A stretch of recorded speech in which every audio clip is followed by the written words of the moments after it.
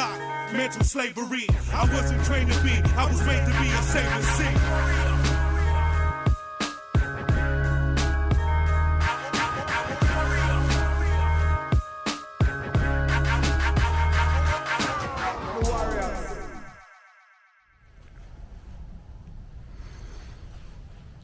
Buongiorno.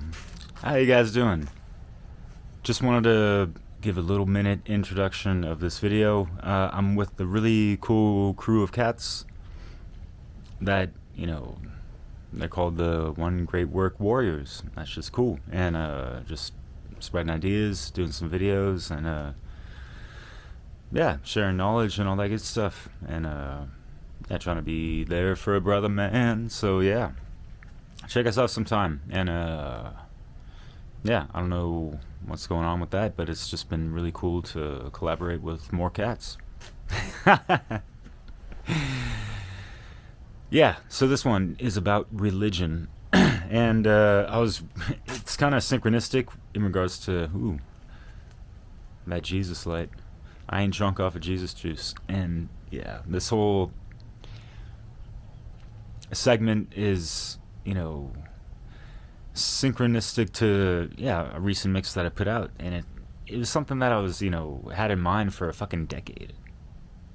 You know, religion and all this dogmatic way of life, and how people's consciousness are kind of, you know, narrowed to like certain doctrines. And then there's the Armageddon software and the apocalypse software, you know, programming type of shit that stems from, you know, AD kind of shit, you know. And it's like yeah, threw in some funny little memes and stuff to keep it more lighthearted in the last video mix that I uploaded on YouTube. That's just like a fraction of two and a half hours of this mix. I'm promoting this hip-hop mix also in this video.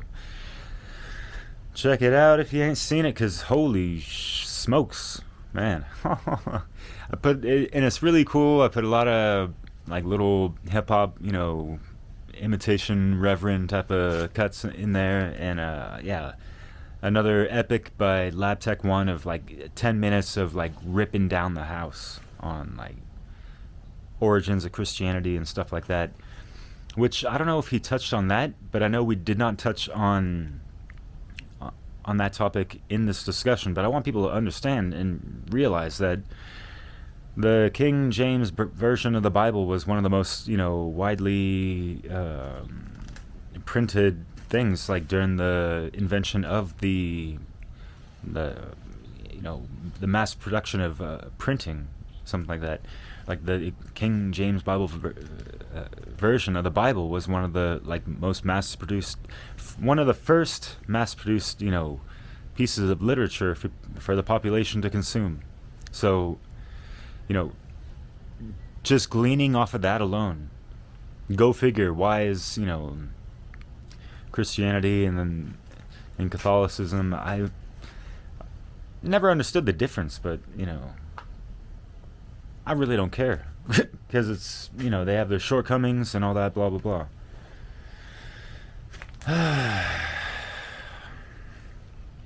I ain't trying to kick the taints of the Latter-day Saints, by the way, but yeah, and just like growing up and seeing, you know, in California, a lot of Latinos, and even like, you know, spending time in Tahiti, where, you know, women would be, you know, they used to kind of walk around carefree without the whole feeling and guilt of, and the gift of shame, which is what the missionaries brought over, Christian missionaries, and they're ensconced in that religion. You know, they got these whack-ass, you know, kind of like rectangle churches that are, you know, more modern. There's no, you don't feel any or see any sacredness to them, really. They're just like, it's another place for people to congregate and church around, you know, these writings and teachings after Jesus passed away and blah, blah, blah. And yes, there's some great knowledge up in there, you know, but if you know, all these teachings were the golden truth of God's word, every single bit of it, you know, and not some, you know, written stuff by flawed men and dark occultists, whatever the fuck. Wouldn't you think, you know, if God's word was read by umpteen millions of people since antiquity, that we would be in a better place than we are fucking right now today? Just keep that in mind. Like, you know what I mean? There's just so many things to, like, consider in the whole totality of this reality, you know? And then you take that egregore pendulum of collective consciousness and you compare that, or, you know, put it side by side just to observe how it correlates to Buddhism or Hinduism or, you know, what do you call it? Muslimism? I'm sorry. Judaism, all these isms, and attached with all their schisms, you know, and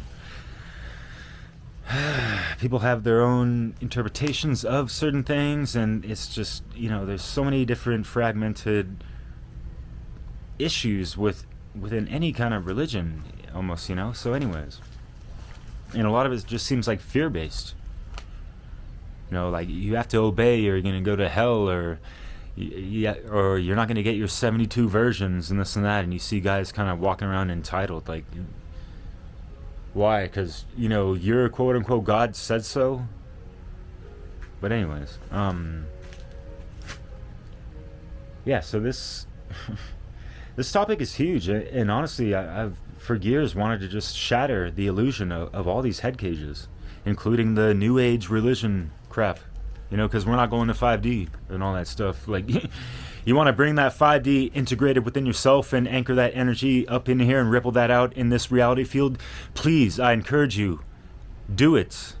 But, you know, thinking about, you know, some savior programming bullshit, like, you know, you can't wait to die and go to heaven, or, you know, die and go to fucking 5D, that ain't fucking happening, you know?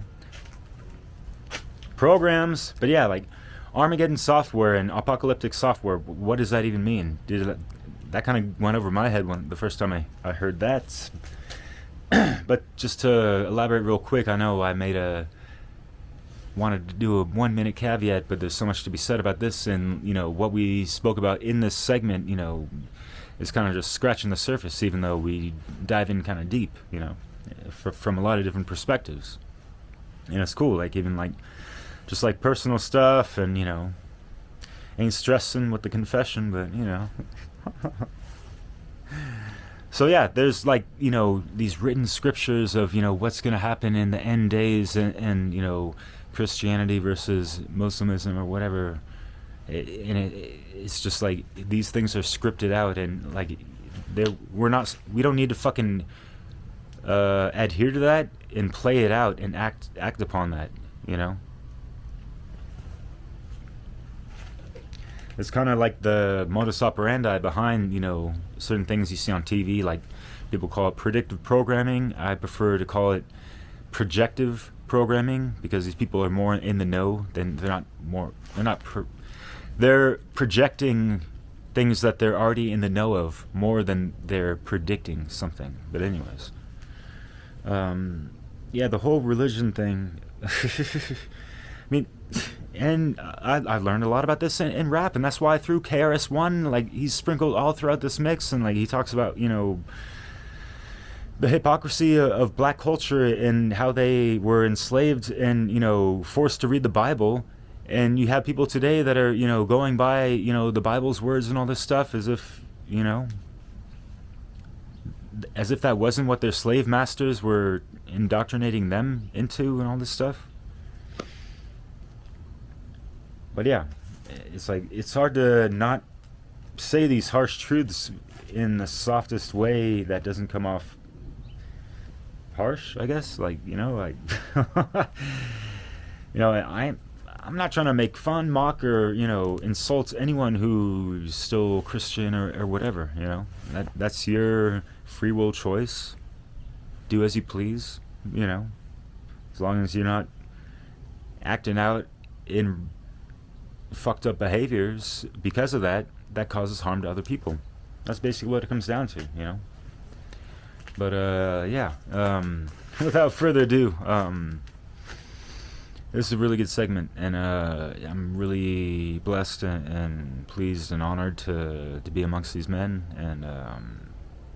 and just continue on with this great work of diving in and out of the rabbit holes and waltzing in and out of the matrix and trying to articulate things that really make sense to anyone, you know. And yeah, I'm trying to bridge a lot of gaps, and a lot of people have a lot of internal conflicts and distortions within them that need to reconcile for them to get to that higher level of rectifying the life around them, with any kind of discord amongst anyone. And don't try and act like you ain't got, arguments with people. Like even in the truth movement, there's plenty of bullshit, fucking discord and indifference and whatever the fuck, So if we could kind of prioritize on some things that really just, you gotta be believing. What was he saying? I cut that, but yeah. Anyways, you got to believe. People feel like it's like this, and understand, being in this comfort zone. It's like, is it Linus in Peanuts, Snoopy's friend, whatever, who has the blanket, and that's his comfort thing, and like telling harsh truths is like pulling away that blanket. But hey, I got a softer pillow and a less dirtier blanket.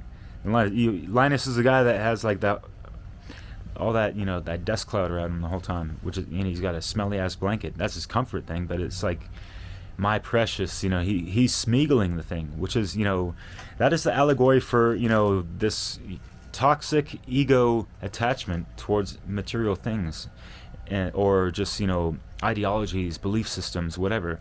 And belief is the enemy of knowledge, in a sense, or the nemesis, if you will. But yeah, we kind of go over that a little bit. Brandon Spencer breaks things down beautifully in that regard. And yeah, listen to these things with an open mind. Try to suspend whatever. So yeah, enjoy.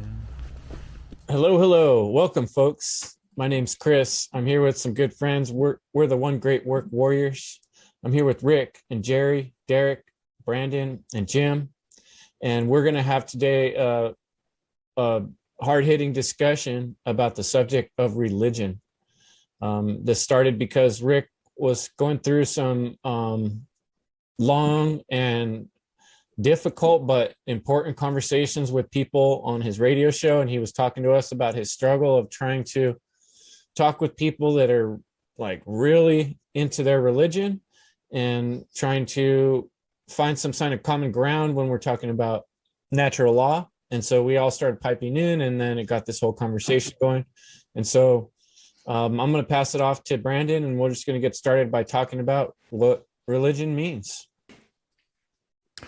Thank you for that wonderful intro, Chris. And I want to thank all these wonderful individuals for joining this discussion. And, first off, we are not trying to attack anybody. We're just trying to, help understand this crazy world and help understand truth. And I doubt anyone here is an atheist. So, don't throw any labels on us, which funny thing is the first group of atheists were the Christians. That's what a lot of people don't understand, because the original definition of atheism were the ones who didn't believe in the Roman pantheon, Sol Invictus. So I always like to kind of, lay a foundation to get people to understand where we are coming from. So when we are saying religion, we have to understand it from its etymology, its origin. And from my research, something I've talked about, many times, is the word religion has pretty much two connotations. You have its first connotation, which means to bind, to tie off, to hold back from growth. And I always take this etymology and apply it to reality. So most people understand all of the dangers and the problems that have come out of religion from its first connotation.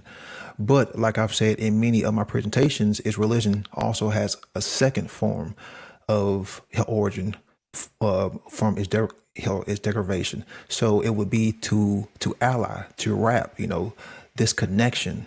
So that's really what true religion was supposed to have been about, connecting us back to source, connecting us with the truth, connecting us, back to ourselves, connecting us, back with God, connecting us back with higher states of, consciousness, and also connecting us back to the heart-based intelligence. So, Rick, you wanna talk about it real quick? Oh, sure. Thank you, Brandon. As Chris was saying, I definitely in the last few weeks have got into some pretty intense discussions. Not like really bad, but they were definitely, we were, kind of going in circles near the end, but it was really interesting to me because the friend I was talking to is very, very religious, a Catholic or Christian, I should say. And he's very into the Bible and, following it word for word, kind of like everything in the Bible is true. And so we I don't know how we got onto the discussion. I still try to think back to how we even got talking about it, but we did. And we really got in depth for we were on the talking for probably 4.5 hours, trying to, hear each other out kind of. And it very quickly, it just got really awkward because I definitely was looking at it from his side, because I was, for the first 8 years of my schooling, I was in a Catholic school. So I definitely had to read the Bible. We kind of studied the Bible. So I know that aspect of it. And we were kind of talking, and what I found is that we started to get hung up on words, because he would say the Bible's, the word of God. And I would say, okay, I believe there's a creator. You could call it a source. I mean, it doesn't really matter what you want to call it.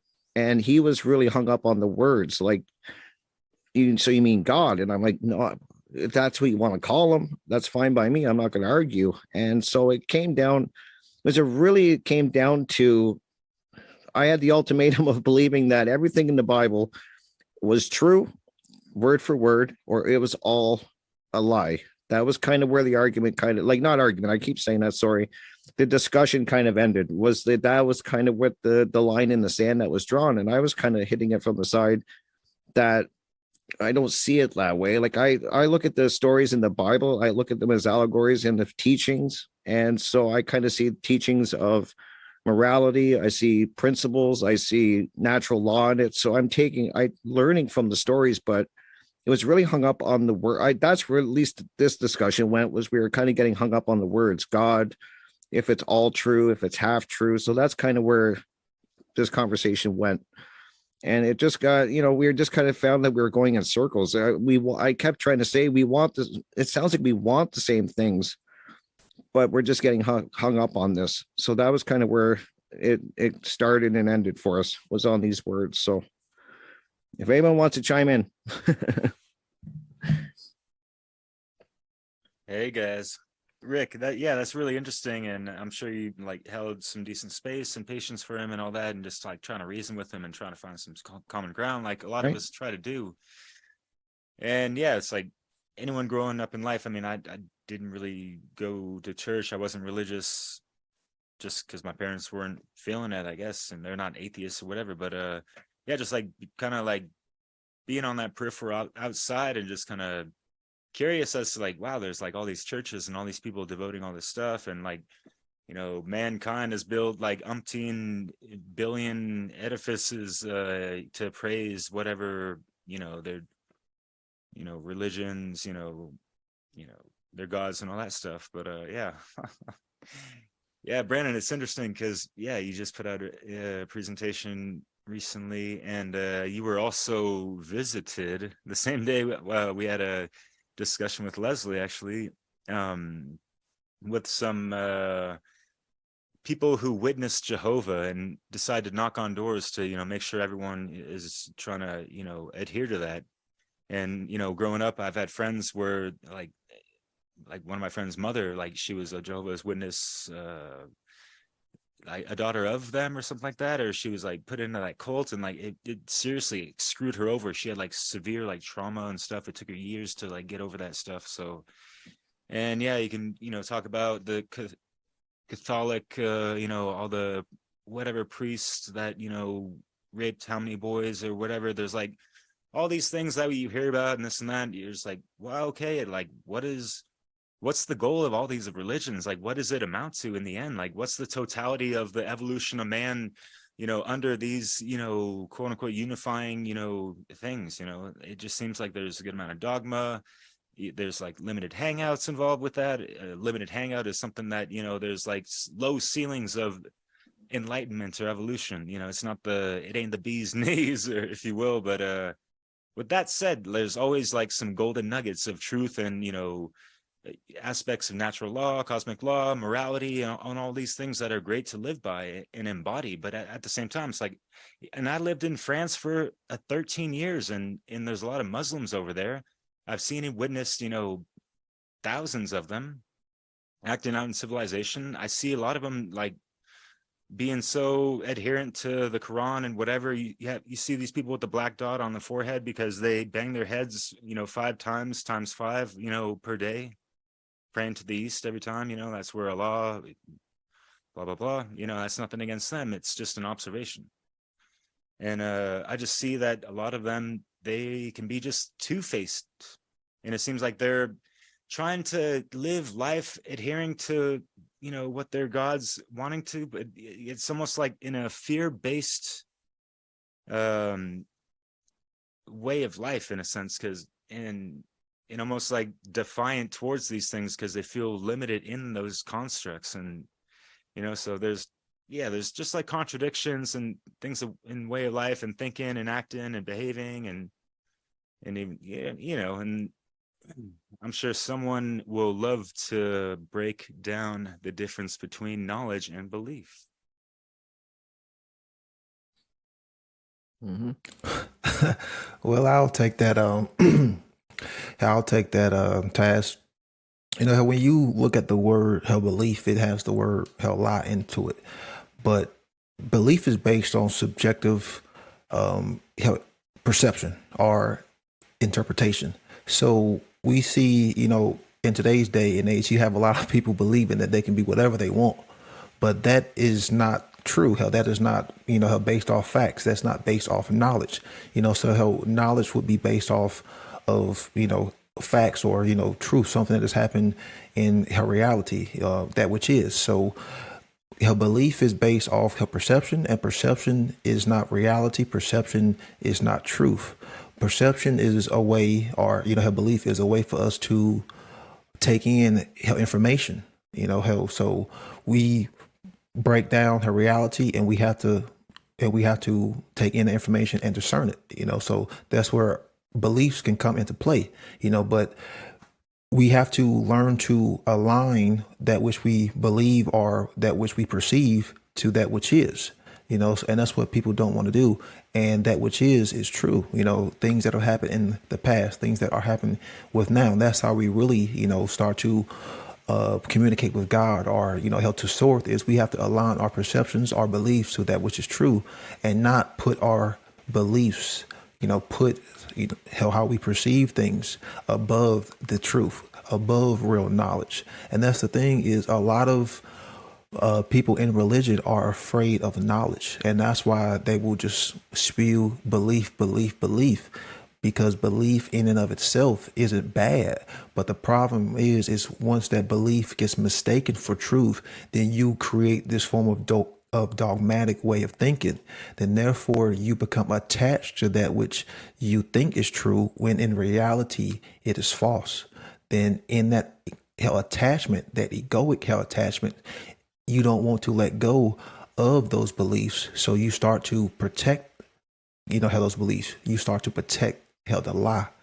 And that's what we see, is a lot of people are just so stuck in this realm of belief that they would die before they was to change hell this belief. And that's why when you bring them like real facts, real knowledge, real information that may go hell against what they believe, they react in that fight or flight, hell animalistic mentality, because they have that attachment to that belief. Then therefore you were threatening their worldview, because our beliefs are going to shape who we are. They're going to shape our interactions with other people, and they're going to shape our worldviews. So if we have these beliefs that are inaccurate and are not true, then what is that going to say as far as hell mapping hell the world? It's going to shape our hell worldview. So we're going to have a distorted sense of not just ourselves, but a distorted sense of reality, and that's what we've seen, hell with these belief structures. Jim, you want to jump in next and talk a little bit about what your experience with religion, or what does it mean? Sure. Thanks, Chris. This is really cool to speak about, because I think about it a lot. And Brandon, you had mentioned there's no atheists here, but 5 years ago, I was definitely an atheist. And I've come to realize I was against the religious God, but I didn't know that back then. And like growing up, I grew up Roman Catholic, and I had a lot of questions, but people would just say, no, this is just the way it is. And like I was like, I always would think like, well, people don't act like Jesus. And like Brandon, you were saying, it's like the belief, like protecting the lie. And it's funny, this morning I was actually speaking with a nun, because I work I have a farm on a campus where it's a convent, and she's like 88, and I know her pretty well. And we actually started talking about this stuff I was like, Jesus would never, I can't see how Jesus would ever vote. And I got scared, like how far I can go with this. I was like, how is it possible to believe in Jesus and the Pope at the same time?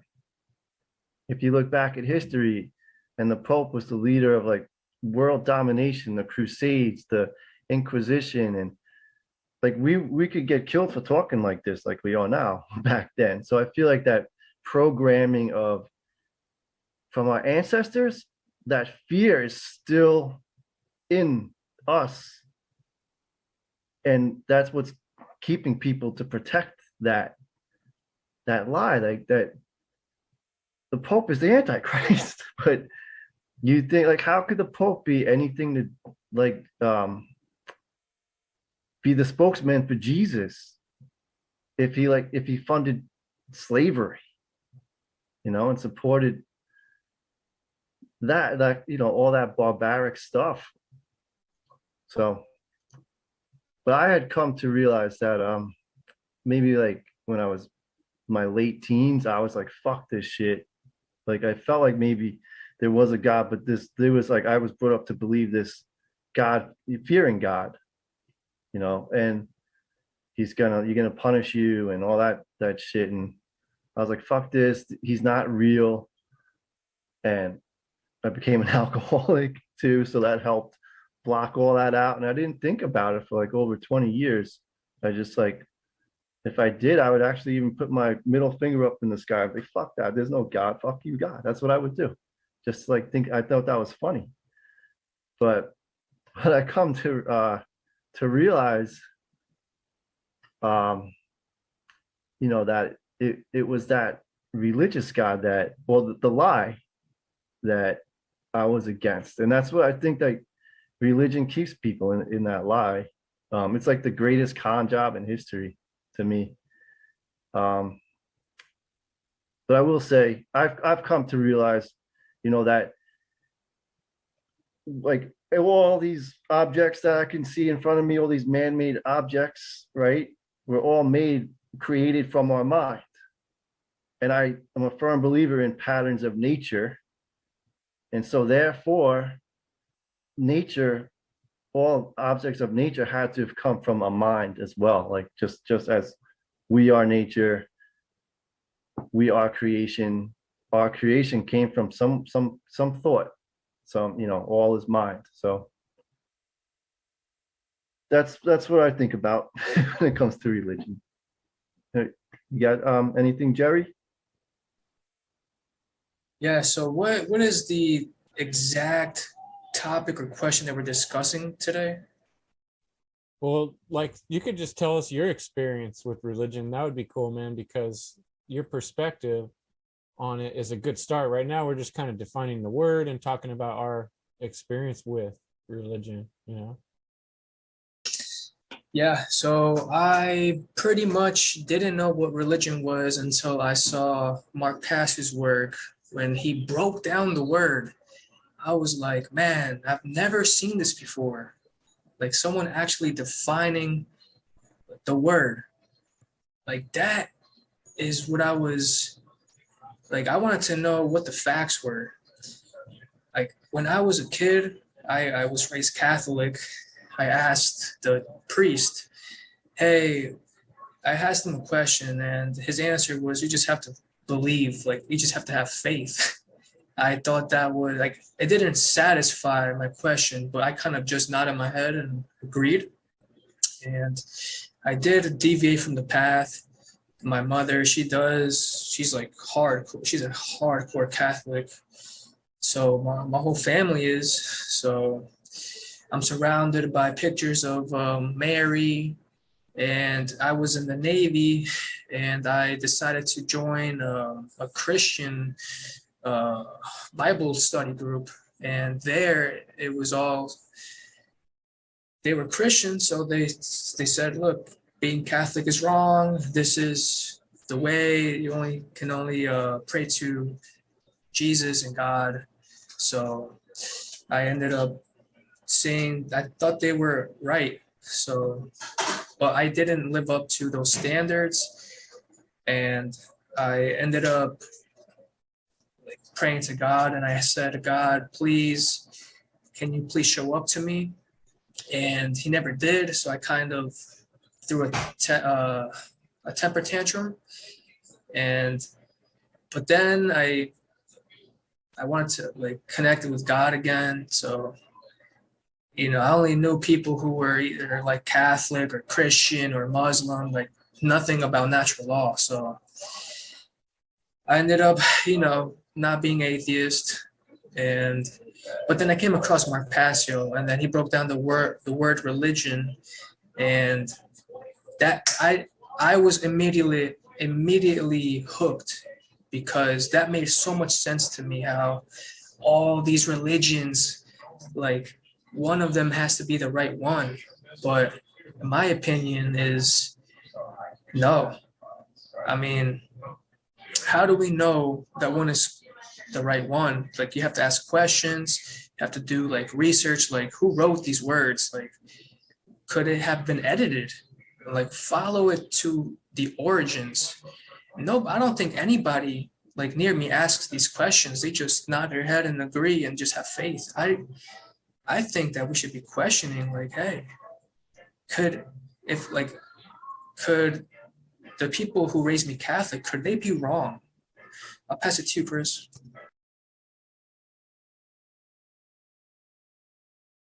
I think what you're talking about is doubt, and I was telling Rick about a little memory I was having of, I grew up in church. My dad was a preacher for a large part of my childhood. He led Sunday school class. We went to church every Sunday. I was very religious about being religious. And we took it really seriously. But luckily, my dad was also one who taught me to question things. But I remember being one particular church study group or a Sunday group. We used to even go to study groups outside of church during the week sometimes.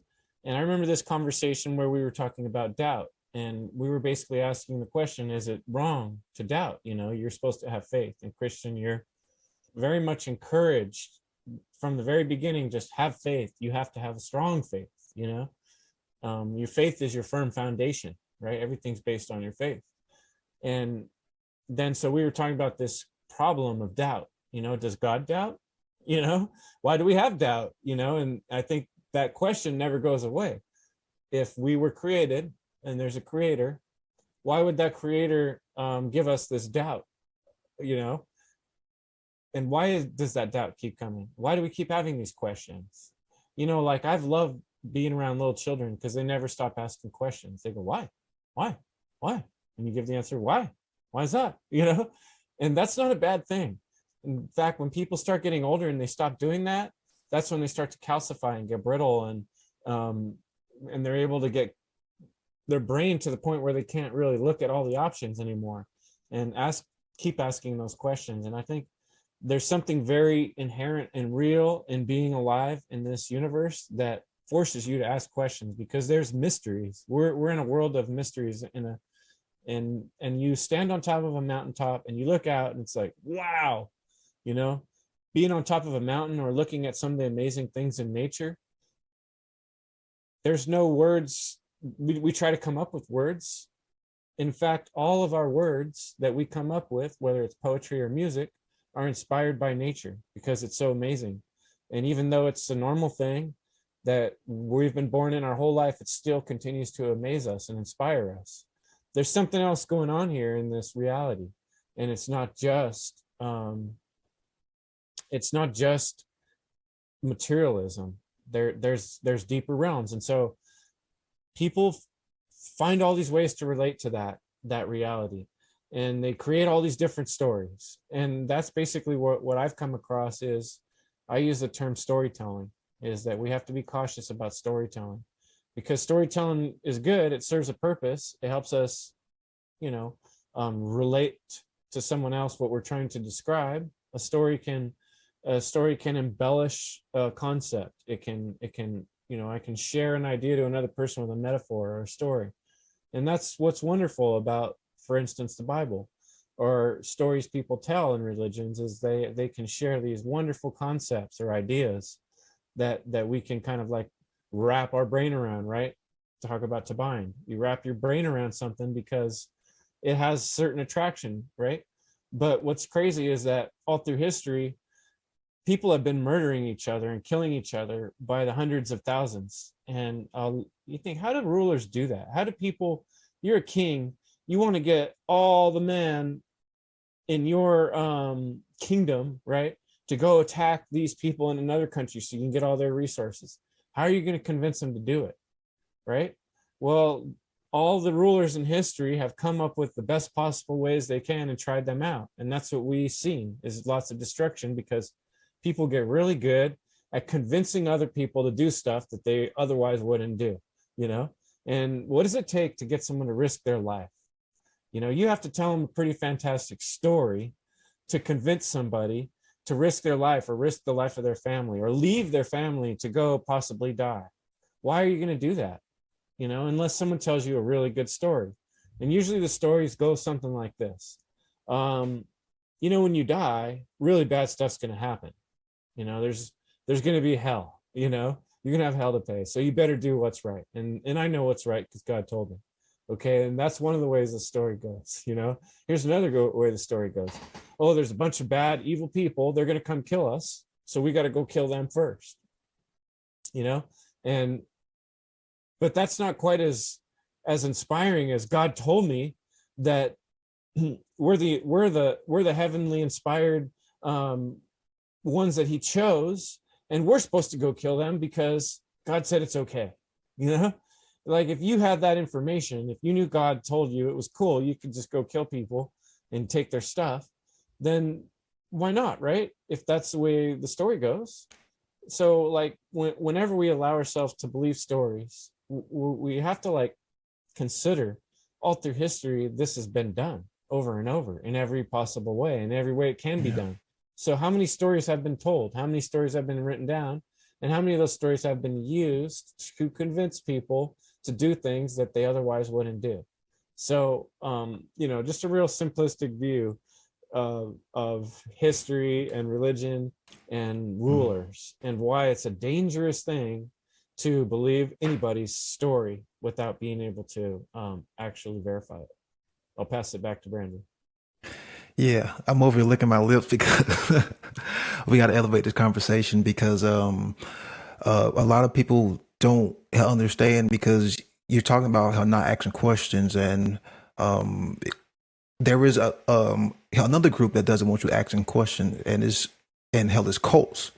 And you're talking about how storytelling and pretty much myth. Well, every religion came from the ancient cults, and I've talked about how cult, how ideology, and cult, how indoctrination, and these religions use this. These same cult-like techniques, how they'll isolate you from loved ones, they'll isolate you from friends, for with a Bible study, or hey, come down to the church, hell, just come to talk.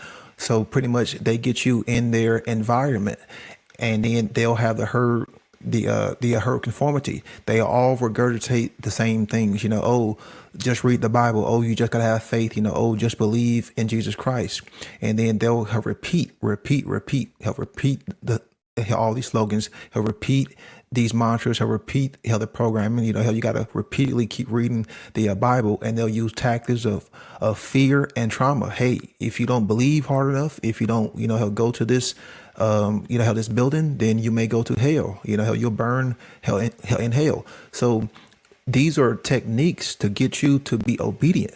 How to get you to fall in line. And what I mean by how the ancient cults of the world is the astro-theological cults.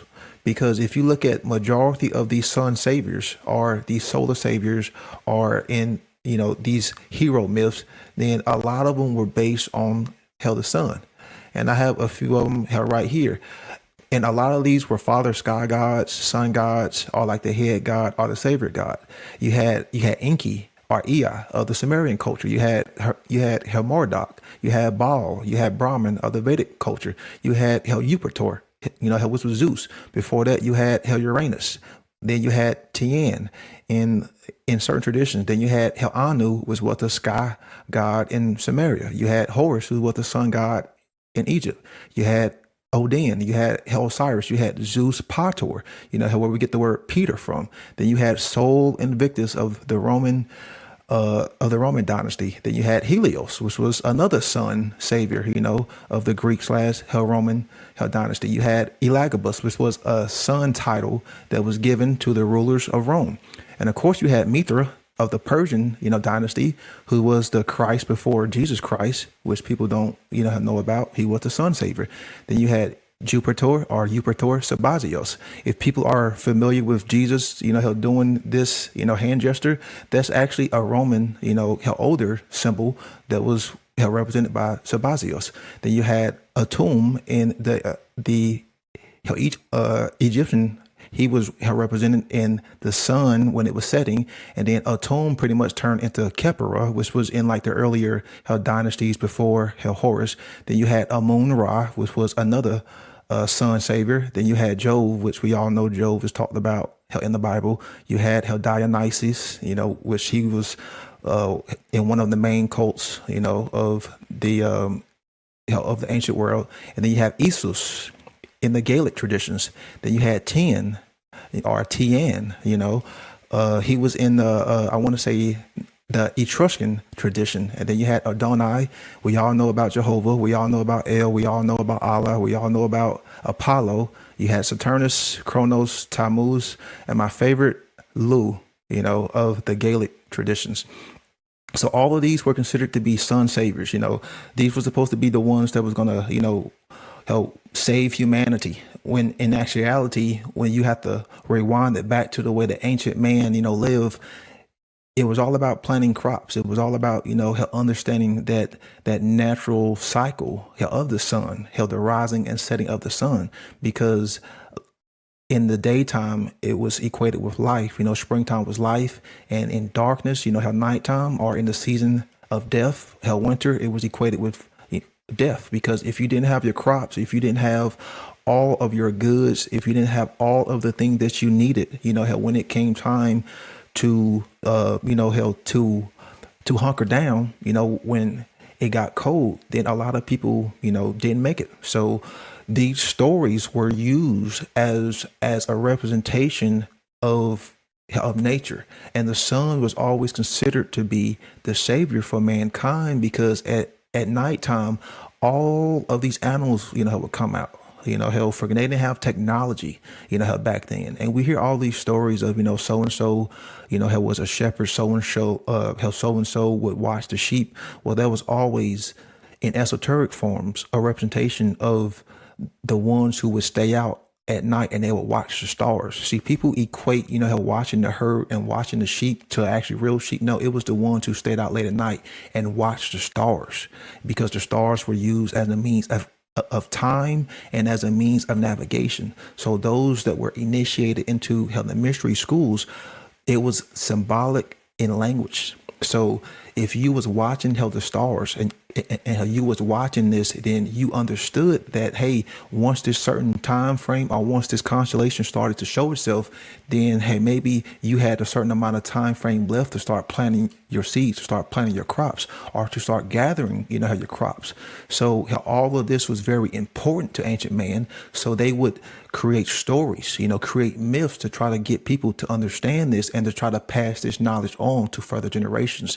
But sadly, how once, how once it got tampered with, how with the priest class, these stories got hell manipulated, hell, and it went from myths into, like forms of sorcery, to where they took these aspects of the SUN and then created the SON. And a lot of people really need to understand the kind of esoteric connections with her religion and the whole ancient cults, because you had the stellar, you had the lunar, you had the Saturnian, and you had the solar. Those were the four major ones. And then you had the three lesser cults, which was the Dionysian cult, you had the Venus cults, and of course we can't forget you had the cult of the volcano, because Yahweh was originally a volcano cult, because ancient man considered that when the volcanoes were erupting, that magnificent force, that release of energy, ancient man thought that it was God telling them, like, hey, you had done something wrong. And we've all seen those older movies of how they would, make sacrifices to the volcano gods. Well, yeah, because freaking ancient man was very superstitious. I'm passing on to Derek. Ooh la la. I'm so honored. Thank you, Brandon. And yeah, thank you so much for breaking that down so beautifully and deeply. And yeah. Geez. Astrotheology. Yeah, man. So yeah, Chris, just to back it up, Chris, man, I just wanted to say real quick of just, yeah, like it is really interesting. And you look at all these, like I mentioned before, all these edifices. And yes, I mean, I glazed on a lot of this stuff. I still have respect for, whoever. I had good relations with, folks in France of any religion, any walk of life, if they're doing me good, it's all reciprocity or what you know what I mean. But I haven't learned about this before, really living in Europe, but there were people who spent their entire life, devoted their whole entire life towards like building this, monument even, or church that they would never see the light of day of completion upon. You know what I mean?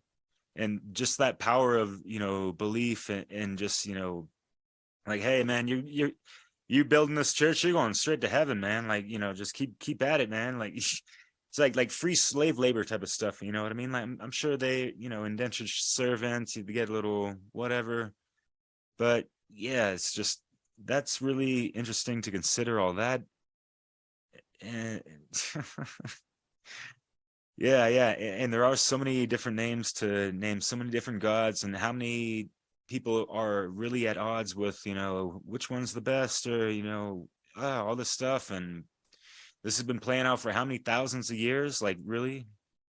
Like, I'm trying to wedge all these divides, and just, what are people doing with their entire lives actually with all that? Like, what is there to gain with these arguments? And like, yeah, and Jim, you brought up a great point, and this needs to be, emphasized again, of just like the generational trauma from how many generations back of, all this fear-based, trauma-based mind control of all these things going on within any kind of religious sect or all this stuff. And yeah, there was ritualistic abuse and all these other things, and family. And yeah, Brandon, you mentioned people getting sacrificed. that was someone's mother, daughter, sister, brother, lover, father, mother, you know what I mean? So like people died because of what, you know?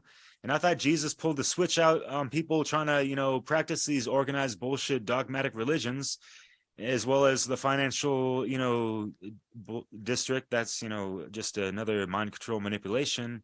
And yes, the false dogmatic belief system of authority, which is government and all this stuff. You know, you got the V and the B with the Latin, as Brandon was talking about before, and he mentioned in his presentation, which I didn't mention before. The title of it is "Why Natural Law is Not a Religion." And to, you know, to add on to that title, which is brilliance, you know, like natural law is that one ultimate unifying, like the law of one type of thing that, you know, we can all find that common ground towards. And if anyone in any religion could kind of just like glean off of like what their religion hints towards and kind of siphon off all the other minutia that's not really serving them or their communities all that well, that'd be great. You know what I mean? So yeah, not to go on all on that. So yeah, on to the next. Thank you. And You know, yeah, I thanks, think Chris, for it's having good us to on, brother man. yeah. Thanks, Derek, for sharing that. And it got me thinking that, you know, one good thing we were kind of defining what the word means. You know, religion can mean to bind. It can mean to bind in connection. It can mean to begin again. It can mean to start over, basically. So I've kind of seen this. One way I like to look at that is a lot of words have two connotations, a negative and a positive. And the positive way to look about religion is from something I'm working on personally, which is what I call self-discipline. And I see that as my inner religion. And I think each person needs to work on their inner religion. So how do you bind yourself? What do you bind yourself to? What things do you not do is usually more what our personal inner religion is about, is making decisions what we don't do, you know? And so I think that it's pretty important to recognize that having an inner religion is a good thing. But I think we're all in agreement here on this other term that we see tossed around in the world, having an external religion, in terms of like what I was saying, rulers telling other people, here's what God is, and here's how you should relate to God. Or somebody giving you some type of manual or paperwork or book telling you what your relationship with your divine connection should be and how it should work. That seems to infringe upon our personal choice of how we want to relate to our creator, right? So based on that idea, I'll hand it off to Rick. What comes to mind, Rick? I agree, Chris. Because when I think of religion, I think that it's supposed to bring people together. That's what I was taught, that it brought people together. And what do you see around the world is that religion is doing anything but that. Organized religion, it's not, from what I see, bringing people together. If anything, it's making a divide even greater. And I totally agree that, because let me explain.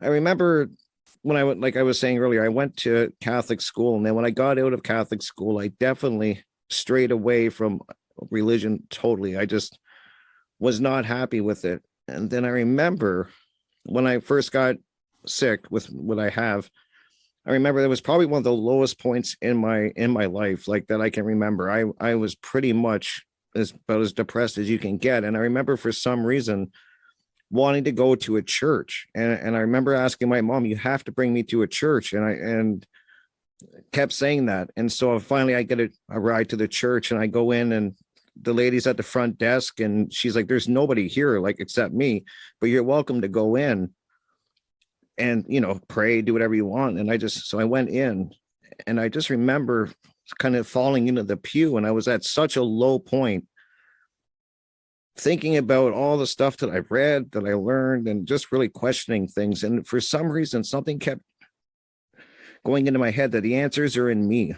Like, it's hard to say that. I'm just thinking that that's what I kept saying to myself, that the answers I'm seeking are in me. They're not in a book. They're not in somebody telling me on a standing up on a podium, telling me I had to go in really deep inside myself. And I remember that's what I drew from that experience. I remember leaving there in a totally different, starting on a different outcome. And it wasn't overnight. I didn't leave there and all of a sudden I kind of even strayed away after that point. But I still remember that lingering, the answers are inside of me. And I've always remembered that point because I kind of, when I kind of look at the nature as my church, like the outside is my church and inside of me is my church. And that's kind of what I think you guys were kind of touching on. I'm sorry, I'm kind of rambling, but I'm hoping that makes sense. But I just remember that it was such a strong moment in my life, is that I remember you have to go inward is where these answers are. And I think a lot of people look outside for answers. They're always looking at a figure. They're looking at a book, whatever it is,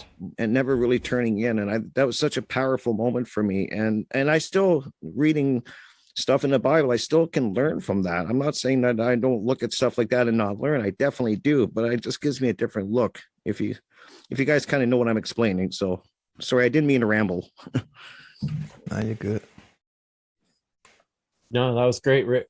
Awesome. How about you, Jim? Yeah, that's pretty amazing that you bring that up, Rick, because I had a very similar experience where I was down.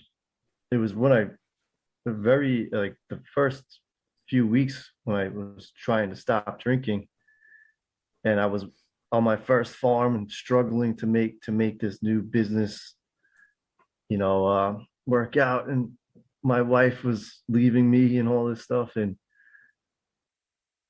the farm was on the grounds of another church property. And I was I am a meditator. And back then I decided I was really just fucked up and down. I decided I'm going to go in the church in the daytime. And I was the only one in there. And I had that. I mean, I can't explain that. Why is that it happened inside that religious building? But I felt God for like the first time in a long time, like since I was a kid, I guess. But I really experienced that in that external facade, but also realizing what you're saying, like, it's within. So that's cool. I had that similar experience. Right on. When it comes to other aspects of religion, maybe I'll just bring this up, like how I just see it as a business. Christianity is like $1 trillion industry. And there's that whole born again, Joel Osteen and all these guys on TV. And it's like, it's sickening, and that's more, right? It's more like anti-Christ stuff, but it's just more money. And so there's that. And my favorite question, which I brought up earlier, would Jesus Christ vote? Would Jesus Christ vote if he was here today? Would he vote for the president of the United States? What do you think, Jerry? Hell nah. He would be, man, if he was here today, that would be something. Like, he would be a celebrity. So, but just on the topic of religion, I would like to mention that I have this book, Tragedy and Hope 101, in my mind, because I think it's in chapter 1 where the author, Joseph Plummer, is giving a summary of Carol Quigley's Tragedy and Hope book. He's giving a summary of that book. And in chapter 1, he's talking about the elite and secret societies that got together and basically wanted to rule the world, and they wanted to take over the world, and basically they're from Britain, so they want Britain to take over the world secretly.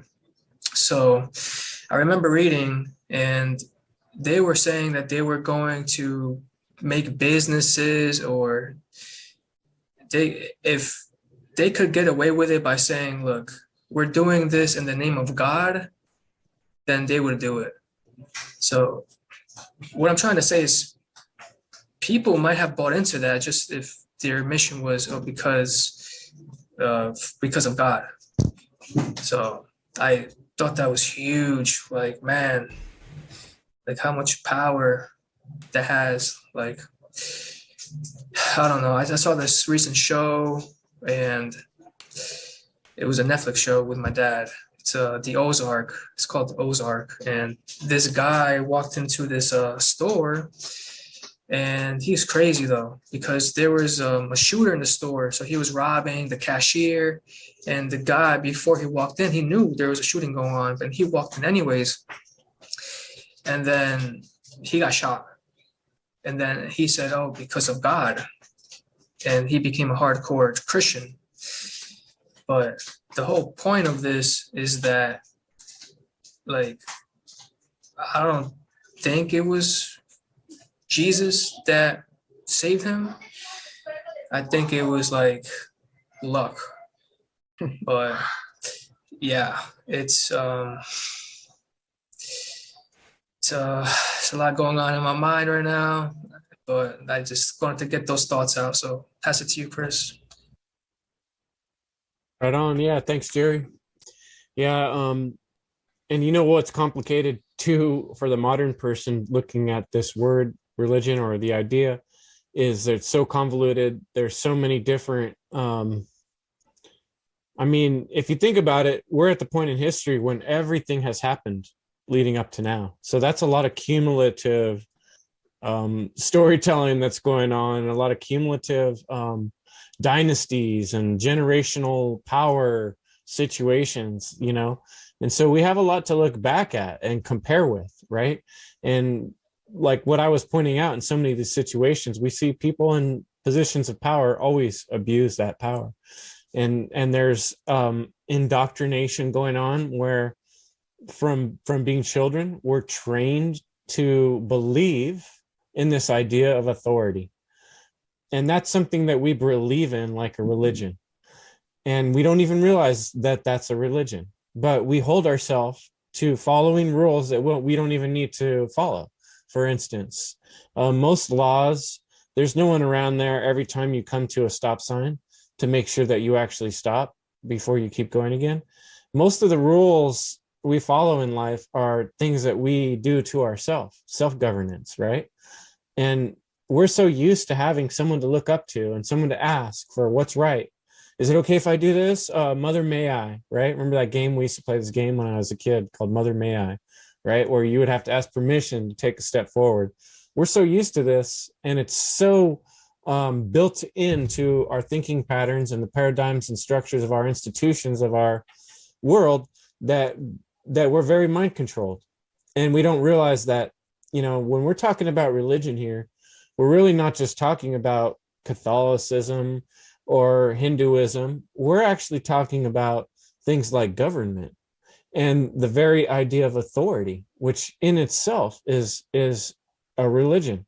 Money is a religion in the modern way money's used, because we're believing in something that doesn't even really exist, and we're bound to it. It owns us. It owns our decisions, right? So there's a lot of types of religion, and then the newest religion of the new world occultists, the new world order occultists, the dark sorcerers of the world, is the religion of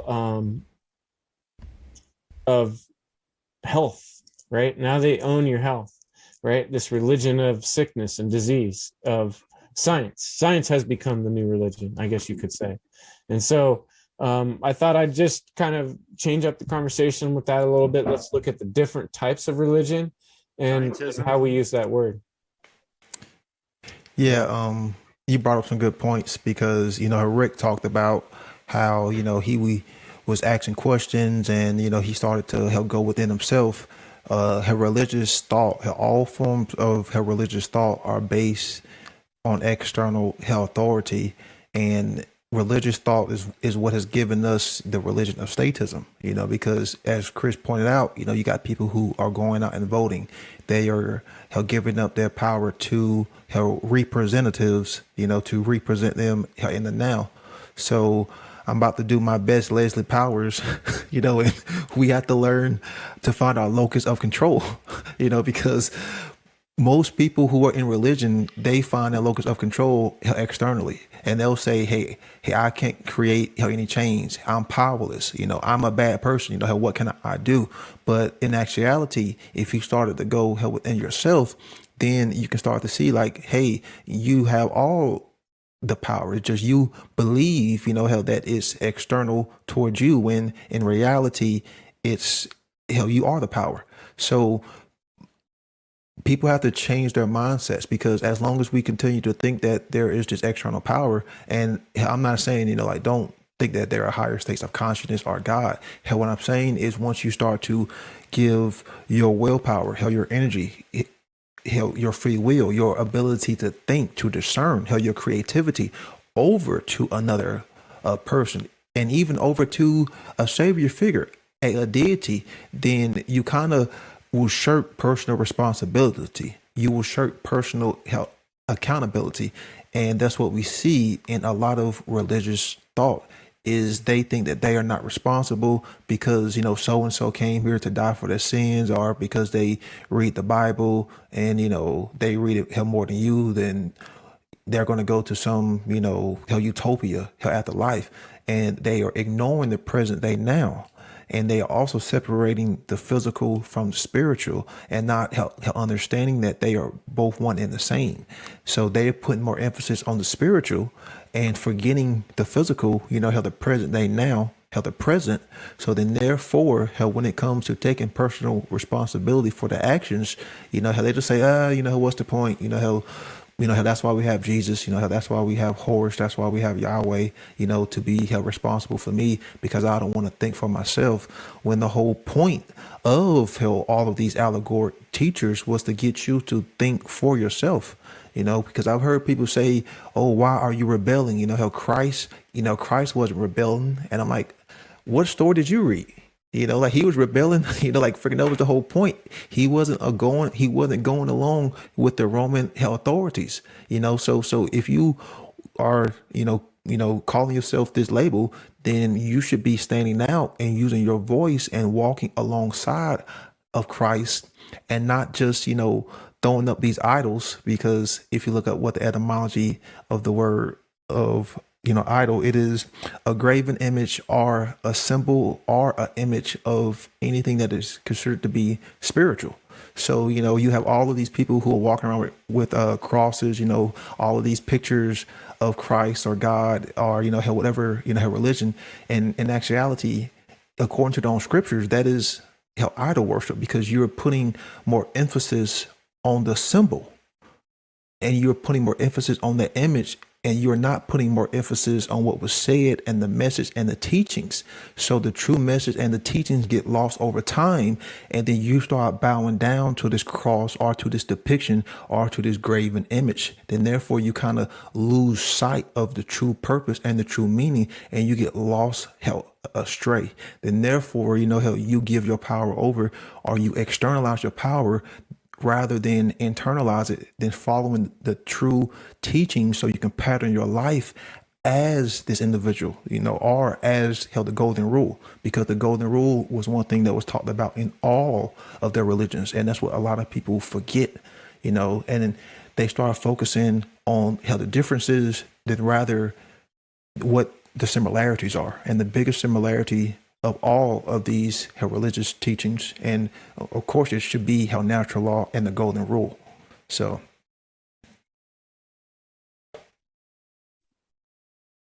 have anyone ever felt double crossed by their own religion? Because there's a lot of symbolism behind that.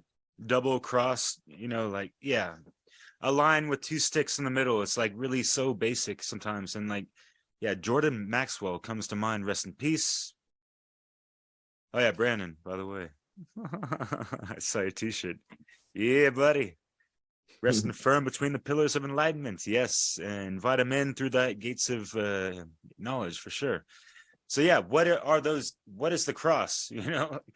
Is it not those 4 quadrants of the seasons, as you mentioned kind of before? Who is it? Mark, John, Luke, and Jacob? Or whoever it was. I mean, there's a lot of things to, these allegories and this and that. And yeah, a lot of you guys like talked about a lot of stuff that, I mean, one of the biggest projects I dropped in 2022 was something like of a decade in the making. Just here and there, I had all these songs growing up, mixing conscious hip hop and all that stuff is what I do on the side of a lot of other stuff. But yeah, it's a 2.5 hour long, one of the longest hip hop mixes. It's all songs and like little snippets of, I even mixed in like George Carlin, and he talks about and makes jokes about the whole money scheme of all that stuff, and just, the whole hypocrisy of people worshiping something invisible that they never really seen in life. They might have felt it in this Holy Spirit feeling, they're in the church and this and that. And people really have to bear in mind of the power of the mind and all these placebo effects. And when there's, a group of people, that collective consciousness, it creates these egregores and pendulums and things of that nature. It can have a powerful effect. And like, if people are really like just so ensconced in this, belief of these things, right?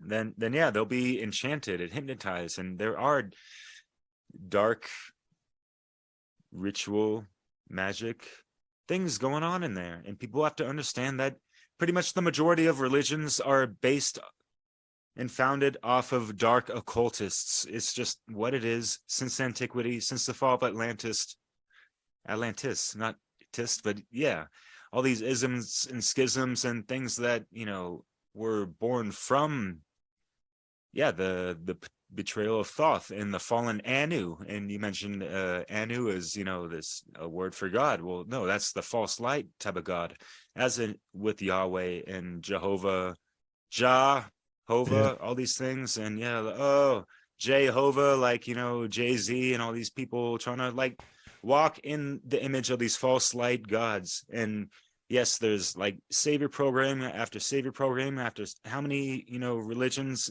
pick, throw a rock and you'll hit something with a false light name attached to it. And that goes for archangels as well. Archangel Michael, Archangel Metatron. What do you think the Metatronic reversals are? What do you think the crucifixion implants are in your own DNA? If you haven't, pulled out, fire letter codex and took a gander at your own scripture within your own blood codex, that kind of stuff. Yeah, you really got to get initiated into things that are, beyond any scope of any religion is going to fucking tell you. And this goes back to like, even before Gnosticism and things of that nature. But yes, they do hinge on these things as far as what the Kabbalion teaches and written by 3 initiates. Well, Chris, yeah, let's answer let's ask some more questions. Who are these initiates? Where did they get that information from?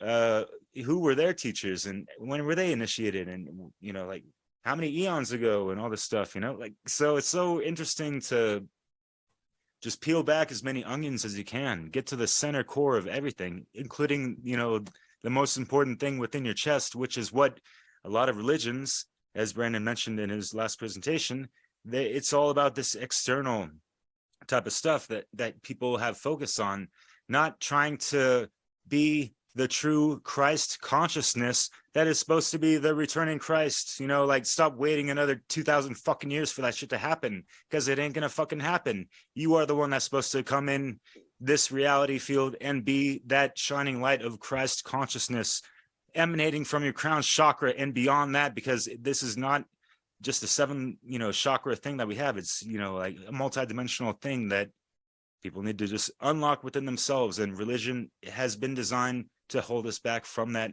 since beyond antiquity.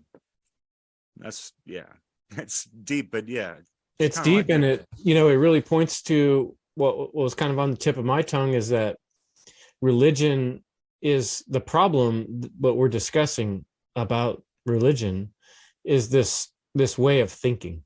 There's a problem in this way of thinking, because there's a certain way of thinking that allows, like I said, storytelling to rule over reality, where we can, where we might, like, for instance, go to war and lose our life over some whim of some ruler who just wants something that belongs to someone else. That's very possible, and very possible they can convince you with a good story, like I said before. And when we allow ourselves to be in that state of being where we're willing to just believe something that someone has told us or that's written somewhere because it's old, or because a lot of people think that, or a lot of people believe that, then we put ourselves in a very precarious place, especially as a group, you know? And so that's why we need our own inner guide, our own inner guidance. And I've often pointed out to close friends I've had that are really stuck on, you know, all like what Rick was saying with his conversation with his friend, where all truth comes from the Bible. You know, they're completely stuck on this sometimes. And I understand why, because it's generational. Your parents thought that way. And there's so much when you're part of religion. And I'm like, I grew up in religion. There's the holidays. There's so much feeling and so much tradition and repetition. One of the hallmarks of mind control is repetition, and tradition, repetition, and respect. These all get tied together, right? With our emotions and our feelings. And we become really stuck on things are the way they've been, the way my dad did it, the way his grandparents did it. And it sort of puts us in this position of getting really defensive when someone attacks your heritage. It's more than just your religion. It's who you are, you know, it's your family, right? Like, I get that, you know, and no one's just going to lose their religion overnight. But there are some things we can come to realize, like I pointed out, that it's dangerous to believe stories, right? And so, you know, you have to kind of admit at a certain point, if you're basing your whole thought process on a thing, or your whole vision of reality on something that's written down on some papers, you know, it doesn't matter. Do you really know exactly who wrote it? And even if you did, would you want to base your life or your family's life or other people's life on some words on paper when we have our own ability to discern? And what I was going to say is the conversation I've had with so many other people that are stuck on this idea that the Bible, for instance, is divinely inspired. I'm like, well, what about somebody who's born somewhere where they were never exposed to that and no Bible existed? Or how about a period of time before a Bible was written? So people didn't have God back then. Did God grow out of the Bible? You know, obviously that just doesn't make sense, that all wisdom is contained in a book, because there was wisdom long before any book was written or any technology was created. So let's just start there. Let's start simple, right? You know, what is, right? We don't need a tablature, a way to write things down in order to have truth. We don't need a pen or a typewriter or a printing press in order to access what was given to us from the creation, you know, from the divine. And so I'll pass it to Jim.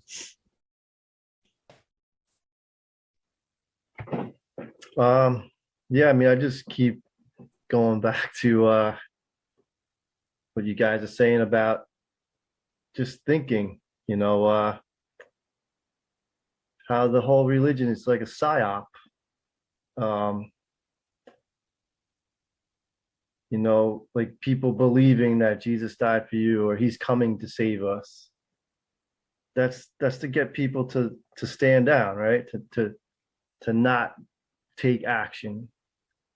I feel like that was a big part of, I know, I guess I'm just repeating a lot of what we've said earlier, but that's what I get mostly from religion. You know, it's meant to keep people from, well, to bind them, right? Or that's what we're saying, to keep people from taking action.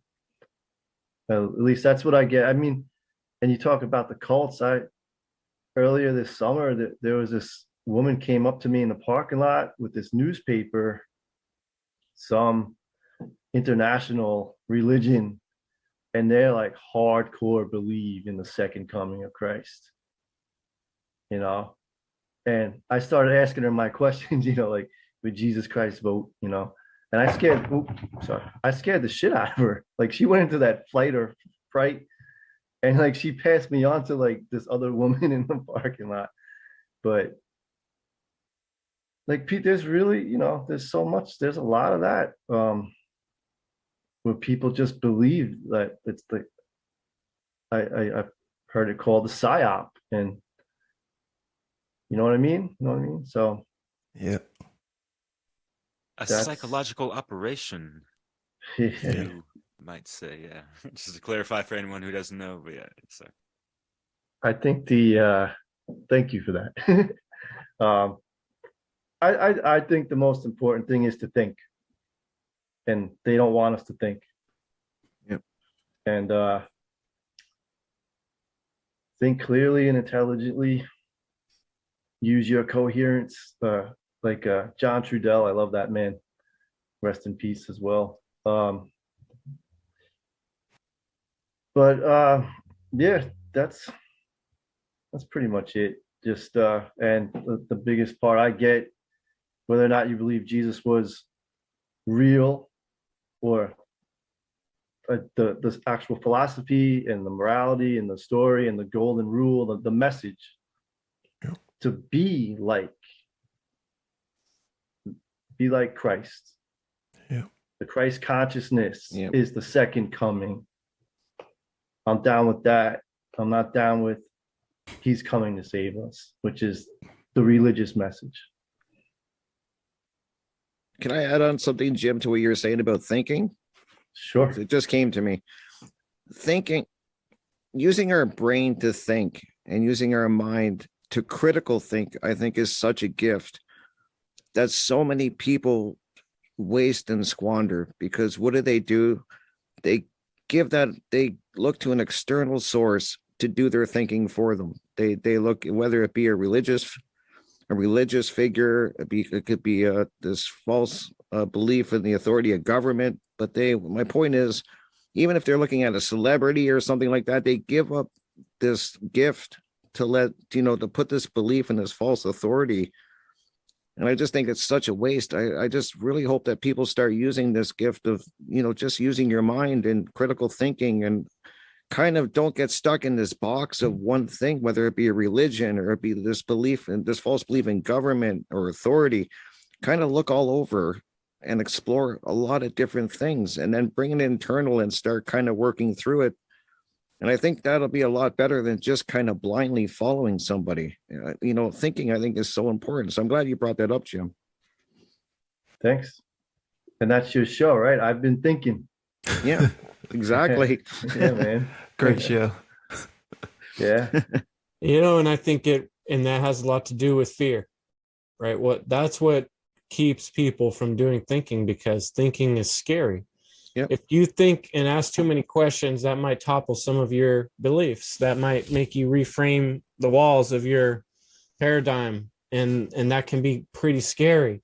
It's like an earthquake, right? The ground's shifting underneath you. And I think people use religion as a way to prop themselves up for things that they feel nervous or scared about. If there's some external authority that can tell them the answers and that can guide them safely, well, if you do this, everything will be okay.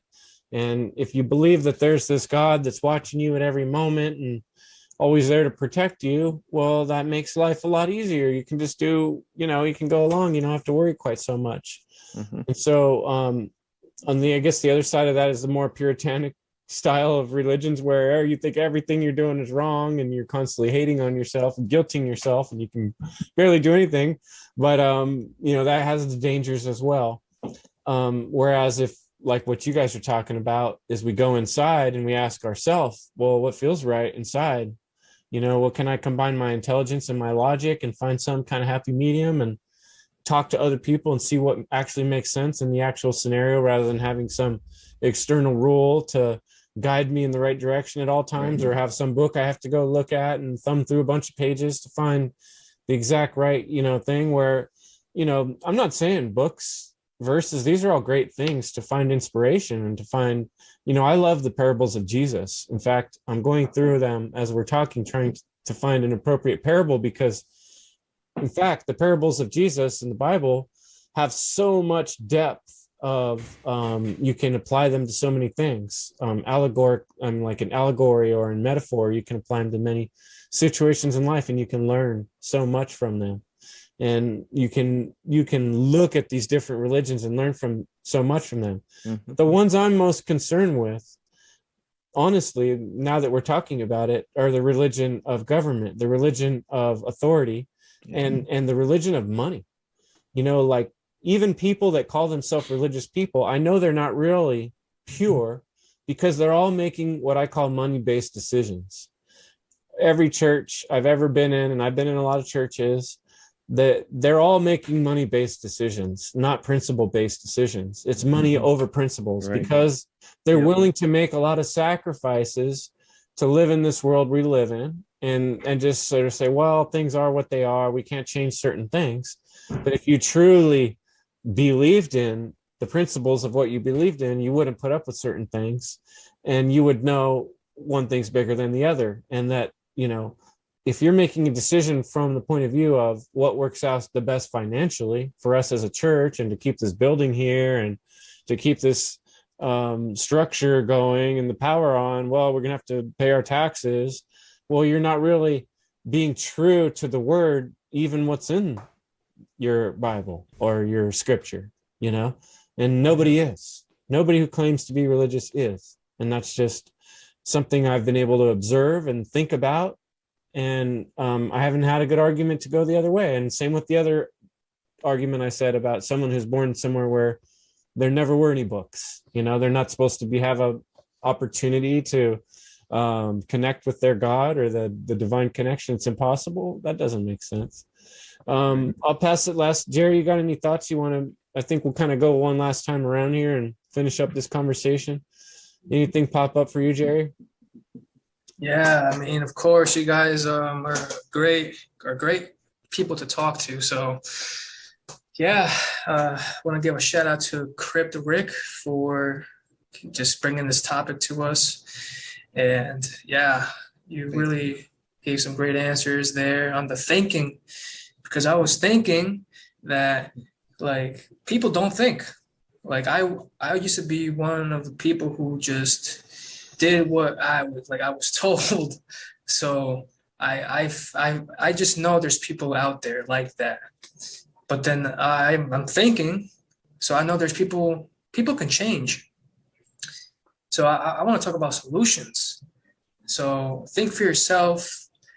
Like, Richard Grove has this great quote. It's like, in the space between thinking and reacting, or before you react, you have a space to think, and that's freedom. So I feel like people reacting or having bad thoughts, and then they're having like emotions erupt, like that can lead to slavery. So if you have to pretty much get a hold of yourself, control yourself, think, like meditate on this stuff. Is there anything that we said that resonates with you? Look into this stuff. I think the solution is to talk about this stuff, bring up topics that not many people are talking about. So yeah, I am grateful to be here. Pass it to you, Chris. Wise words, Jerry. Thank you. Much appreciated. I'm going to go right over to Brandon, and then I'll let you pass it on from there. Yeah, people have to be willing to explore their creativity, explore their imagination, and they have to learn about themselves. They have to learn about how the mind works, how study the internal, processes that are within the body. You have to understand how the brain functions. So you really have to start to educate yourself from the internal basics, because if we are talking about thinking, a lot of people's negative thinking is equating negative behavior, but what's programming that negative thinking? It's usually your environment, how where you grew up in, and how your culture.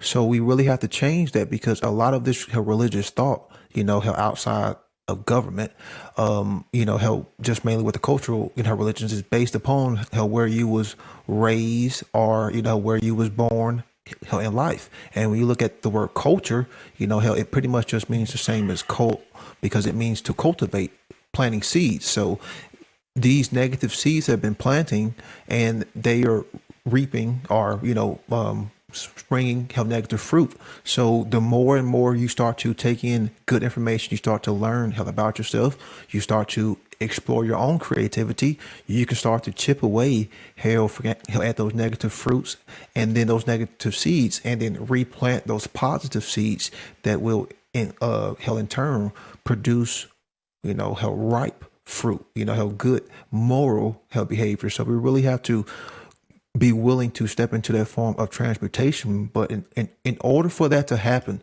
religious thought has to be chipped away. It has to be, because you're not going to take good thinking, good information, and put it over top of religious thought. It's not going to happen. People have to be willing to jump into the unknown and lose the fear in order to start to go through these processes to take in good thought. And I'll pass it on to Derek. Hey, Rick, I've been thinking, man. Did you know that thought, thoth means thought? Also kind of what I mentioned, back in the day. But yeah, Brandon, man, those fruits of the labor that have been cultivated by the cultists and, in the culture of, cultivity of all these things. And it's just a shame that, certain aspects that, like metaphorically speaking, things like religion and all this stuff, they're like the GMOs and the pesticides on the fruits that, we're consuming that. And it's just like kind of toxic to us to a degree. They're not going to fucking kill us instantly. They're not going to, brainwash us in a, or whatever. But it's just something to consider. And we're not throwing anyone under the bus or in the shitter in regards to, like, we're not Bible bashing or whatever. It's just like, there's so much more beyond that. And like, just in my observations, I've just seen people that just like seem so like half of the potential of what they could really truly be if they would just let a lot of stuff go. And there's so much like ego attachment to these things and the dogmatisms and cult-like behaviors of these things, and not willing to open up towards being challenged upon what they think they know and their beliefs and blah blah blah. And yeah, we're focusing more on like Christianity and all this stuff, but I mean, like, I've been to Israel. I drove around from Tel Aviv to, like, all the way to like the Dead Sea and a couple other places with my ex-wife and some other friends and this and that. And like, yeah, like anywhere. And I've been in like Vietnam and Thailand, and it's more Buddhist over there, even though they got like the Muslim influence, and like there's like a clusterfuck of all this stuff going on. And it's not just the religious aspects that are driving people's behaviors in a not the best way. It's also just, it's the unholy trinity, right? What Jesus was against, like people drunk off of Jesus juice that was, toxified by the wrong, teachings of what he's about and all that stuff, allegorically speaking, whether it was real or whatever, he was against, the government, the dogmatic organized religion, and the money systems. And those are the things that people are so attached to, which drives a lot of people's behaviors and motivations and other things like that, as we all kind of discussed from the get-go, just to like reframe all this stuff. Like, these are all forms of religion, and we have to just like break away from this a little bit. Unfortunately, we're all subjected to it, and we all got to live underneath, all these banksters and wanksters and motherfucking pranksters. By the way, like, yeah, I drove on Rothschild Boulevard in Tel Aviv in Israel, by the way. Does that make any sense? Like, just, hey, whatever. But yeah, hey, Rothschild and Rockefeller, y'all been better in America, and they're everywhere anyways. But no, we're better off rather without them. But yeah, not to ramble on and a lot of stuff. Chris and everyone, Jim, Jerry, Rick, Brandon, thank you so much for tonight. Happy New Year, by the way, or Happy True Year. True year. Yeah, like we have to celebrate, like we're getting scratched by Satan's claws, on the 25th, just because of what, just to represent their theological reasons for that, symbology and this and that, when a new year should start more towards springing forward into new life around a certain time where we march into the new year towards April, Aries, that's kind of like the first, Hey, oh yeah, the way I see it, aren't we you could one, take Brandon? almost, we could take any opportunity to begin again, right? And Yeah, that's what true. this is. This is an Yeah. opportunity. because Yeah. we have this tradition and this repetition in our society, I try to take that as a positive thing. This is an opportunity for me, just by tradition, to look at myself and look at how this year's gone. Yeah, I know it's a Gregorian year, but whatever, this is the slavery I grew up in. Now that I can see it for what it is, it doesn't bother me, and I'm okay with this cycle, because this is the time of year that a lot of people are doing that. So I do that too. I make some goals. I think about things Yep. I can do. And I think really for someone listening, what I want you to take away from this discussion is what I keep hearing each of these wonderful gentlemen saying, is that the power is within you, and that this is your castle. This is your kingdom. Your inner sanctum is your inside of your mind and your guts, your other mind, right? And that's your holy of holies, is the inside of you, and your ability to do what you want is this amazing gift that you've been given by the universe. And your body is like a divine conduit for universal expression of reality, to create things, to make things. Okay. I got a little thing I did take out of the Bible, is about a parable that said, the kingdom of heaven is like a mustard seed, which a man took and planted in his field. Though it is the smallest of all your seeds, yet when it grows, it's the largest of garden plants and becomes a tree, so that the birds of the air come and perch in its branches. So does that mean you should go out and plant a mustard seed? Yeah, hell yeah, go plant a mustard seed.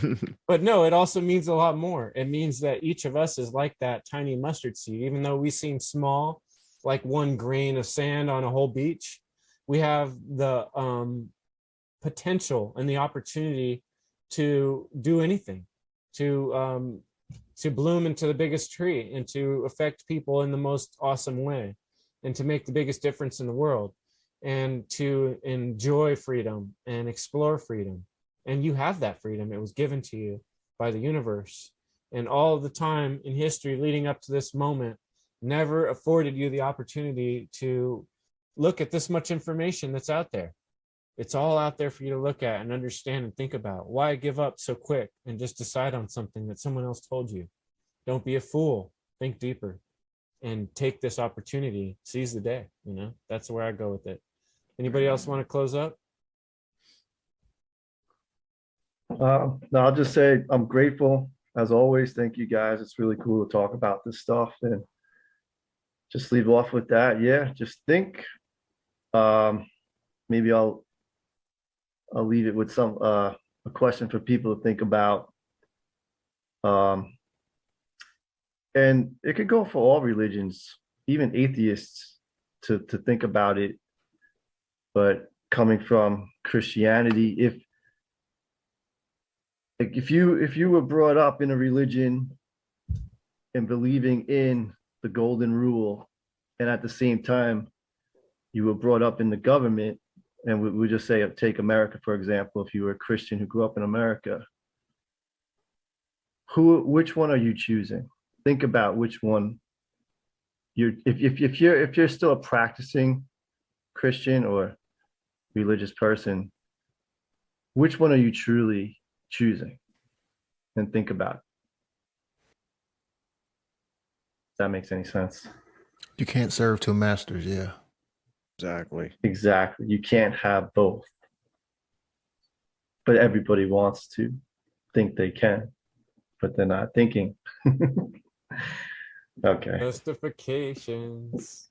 Yeah. Yeah, whether it be synagogue, mosque, church, whatever, temple, in between the temple, construct the proper foundation within. It'd be nice to see people praise themselves a little bit more. And that's not like a call to like toxic shadow ego stuff. It's more just, tending the fires within, Right. and building the proper foundation based on, those solid principles, the pillars like Brandon's got going on. Yeah, not to ramble on, but yeah. Thank you. Hey, great talk, guys. I love this conversation. And I'm going to share this coming up on the End Evil podcast, and hopefully you guys share it too, far and wide. I also want to share, Rick and I had a great conversation about religion earlier this week. And Cool. Rick, where can we find that on Freedom Slips or? Well, we did. I played it at freedomslips.com. So you just go to the archive section, look for Crit Rick's I've Been Thinking, and you can find it there. And I will be posting it on YouTube tomorrow, so you can see the video format of Chris and I's interview tomorrow evening. Cool. Yeah, and then Brandon just put out a great presentation, which I need to check out. And that's There's No Religion in Natural Law, something like that. Am I saying it right? But One Great Work Network, right? Yeah, it's I'm really close, good. right? I finished watching it today. Why I gotta natural go law now. is not a religion, because a lot of us talk about natural law and this and that, and like the opposing sides want to be like, well, you're just talking about another religion, like you're in a cult or something like that.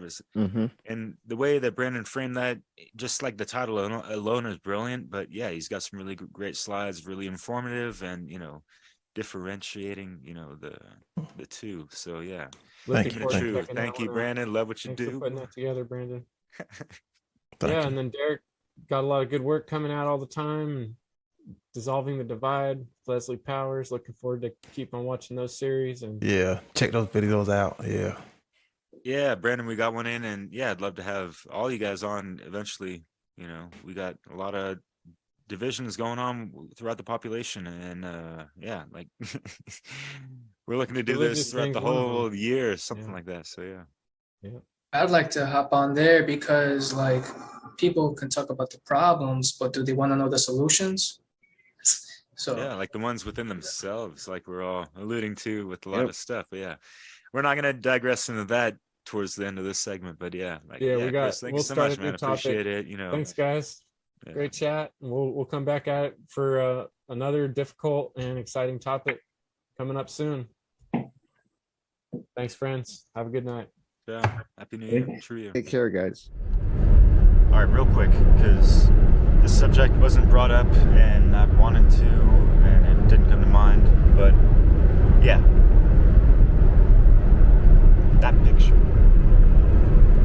Give you a better view on the backdrop. So, what is this implying? I mean, coexist is one thing, but as far as like, tolerate all these symbols of all these religions, and yeah, there's some other symbols that aren't really religious, but let's just go with the obvious theme of this of let's just tolerate everyone's head cage programming. Let's not ruffle any feathers. Let's not tell them that maybe their belief system is flawed and that they could have more potential of their own life if they kind of drop some of that bullshit.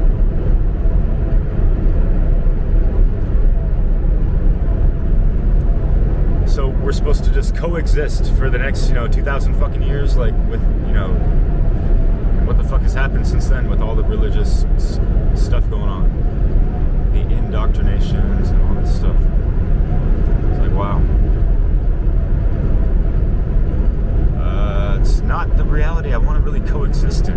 I'd rather folks just being aligned to cosmic fucking law and having that internal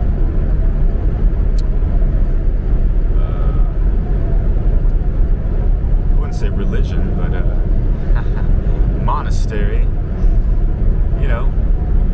the temple of their soul in the vessel of the body, right? So there's some religions that go into these things, they scrape along the surfaces of them, they play on certain codes of consciousness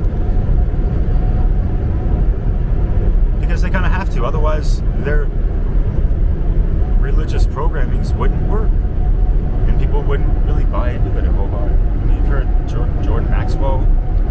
I allude to a lot of these things in that hip-hop mix, so I'll leave the link down below and enjoy the show. This is the warriors, the ones who read through the lines and see through the lies and realize that these are the times. Calling the